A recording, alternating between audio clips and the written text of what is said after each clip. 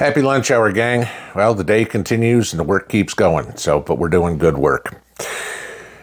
It comes up a lot of comments, but there's a quality in people that I find very attractive, and that's humility. The fact that people just do what's right, not to pat themselves on the back, and a lot of people are like that. Some people aren't, but humility is something that I greatly respect in people. I consider myself a humble man. Maybe you'll agree, maybe you'll disagree, I don't know. But it's kind of funny because a lot of you guys have emailed me, commented in videos, commented on the Give, Send, Go, thanking me. I'm just the messenger. You guys are the one doing yeoman's work here. You guys are the ones writing the checks. Maybe you're living on fixed income or whatever, 5, 10, 20, 50, 100, 500, whatever people are contributing. You have no idea how grateful the people in, at least for us, Greene County and Cock County are that we're doing this. Because if it wasn't for what we're doing, the body count would be a whole lot higher, guys. I mean, we're 9 days into this, and FEMA and TEMA, the most they've done so far is come out and take pictures. Okay, just giving you that. So there would be people that had no water, no food, no nothing, if it wasn't for what y'all have done, what other groups have done, what countless companies, organizations, people. I mean, there's a guy here in Sharps Chapel who rented a U-Haul truck, parked it in his driveway, and posted up on Nextdoor, if you've got anything you'd like to donate, the truck is open, just put it in the truck. He goes, once it's full, he goes, I'll take it over. That's it. I mean, this is how people are coming together, and humility is something that I highly respect. You think of leaders, and a good leader, and I'll go back to my military days on this one. A good leader is somebody who realizes that the work gets done by the people, not by the leader. You think of any war movie or something like that, and the leader says, take that hill. And it's the boots on the ground that go take the hill. It's not the leader that did it. He may have been part of it, but it wasn't done because of him. He may have made the decision, but it wasn't him that did it. It was the whole group that did it together. And that's what's going on here. In a leader, something that is the most powerful skill or trait, I guess, if you will, to possess is humility. A month from now, today being October 5th, 1 month away, guys, that's it, is our election. Okay? We will all go to the polls on November 5th. Yesterday, Donald Trump was asked by a reporter at a speech that he was making if he was worried about losing voters due to Hurricane Helene. I want you to watch his comment real quick. Say it. I'm not thinking about voters right now. I'm thinking about lives. And to be honest, it's much bigger than anything else. But we're thinking about lives. A lot of lives lost, a lot of people missing. And that's what I'd be focused on right now. Trump's not worried about losing voters, as he said. He's thinking about lives. And as he said, to be honest, that's much bigger than anything else. That's true. That's humility. That's the mark of a leader. That's what needs to be done. You look at how far we are in this. Who do you want to lead? And this is my idea. And for those of you guys in East Tennessee, those of you guys in Western North Carolina, those of you guys in Georgia, I'm going to pose an idea. I put this up on Twitter this morning as well. There's a lot of displaced people in those areas. What we need to do, anybody who lives in this area, we need to start organizing somehow groups, local groups in your area, maybe put up signs at the gas station or whatever, that you're willing to pick people up on election day at that gas station and drive them to the polling place. Because I will give you this. If Trump loses North Carolina, if Trump loses Georgia, we got 4 years of Kamala Harris. The chances of him losing Tennessee, not that good. Okay. I mean, we are really solid red. But North Carolina and Georgia are on the bubble. Every vote is going to count. Trump may right now be worried about saving lives, like we all are. Okay. But we've got to think a little bit further forward, too. We need to save lives starting January 21st, too. Because if we have Kamala Harris, then the whole country is going to experience a 4-year-long natural disaster. Just a thought. Maybe if you're out there, maybe put a bug in your ear with friends. Say, hey, you know what? That's not a bad idea. We can find out where the polling places are and we can take people there. We can go to the shelters. We can go to the hotels. We can, wherever people are staying, get with the churches and see how you can do it. Just a thought. As other things are going forward, I want to give you this. There's a lot of stories. I talked about it a little bit this morning, and I'm finding out more information about it. And it's important to me that everybody knows the truth. A lot of places will give you half-truths, and it's important to dig into it. You know how I do that. We hear all the stories, like Mr. Guns and Gear talked about yesterday, about the sheriff coming in and taking all this, these donations and putting it in the armory. And everybody's like, oh my God, the sheriff's a piece of shit. He may be, okay, may not. Tennessee has just been upgraded to a level 2 emergency, which means now Tennessee is eligible for federal funds, for FEMA funds. Okay, not that FEMA hasn't been here more than taking pictures in 9 days, and for that they deserve all the vitriol they get. But in order for a county to get federal funds, they have to show that they have 15% of what they're requesting, right? Okay, so let's take a look at this. If Cock County or Greene County requests $1 million in federal assistance, they have to show that they have $150,000 worth of stuff already, and then they can get their $1 million.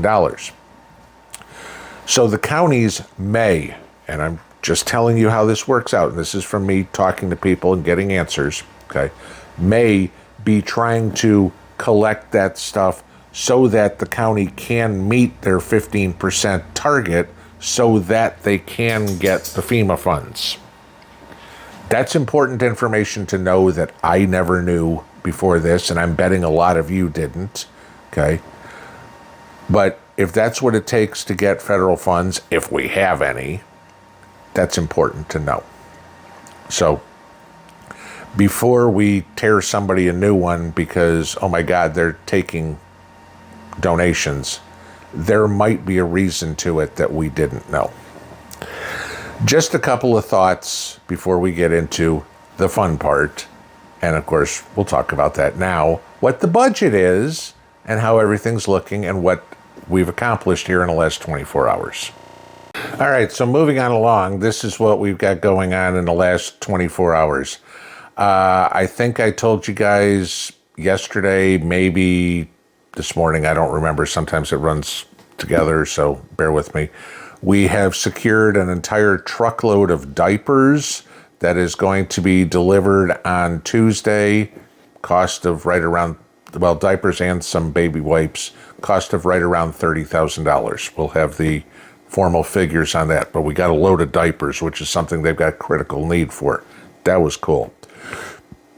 One of y'all got a hold of me and had a donation of 2 truckloads of baby wipes. Those are going out. We're sending those. Those will be delivered tomorrow morning. That was a donation, okay, that they were able to acquire on their own and just coordinate with us to get that out there. We got that taken care of. Those are all going to go to Newport.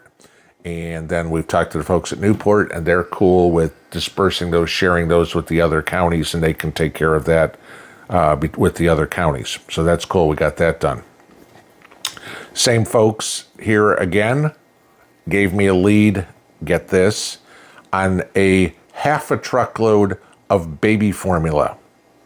13 pallets worth, 12 or 13 pallets worth for about 20 grand. That's at cost, guys. To give you an idea how cheap that is, when I got a hold of the grocery store the other day to see if I could buy the same stuff, 3 pallets would have cost 18. So we're literally getting 10 pallets for free if we paid retail for the other 3. That I'm still in the works on. That's what's going on. But the company has already told them they'll do that. They've told me. So now I've just got to get directly with the company, and hopefully we can get that delivered next week.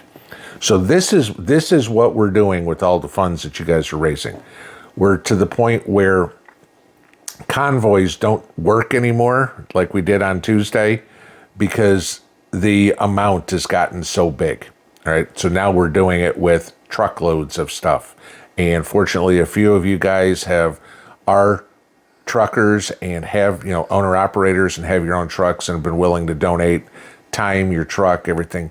And that's really cool. So if I'm finding the stuff, I'm getting with them so they can feasibly pick it up and deliver it. And it takes a village. It takes a hell of a lot more than a village, but we're doing it. Okay. And it's amazing to hear the stories of gratitude from these people, the organizations that we're talking to, how just beside themselves that the donations are coming out. So let's take a look at Saturday's numbers. Show you the spreadsheet here. Through Give, Send, Go, as of 11 o'clock on Saturday, October 5th, we had $228,372 come in.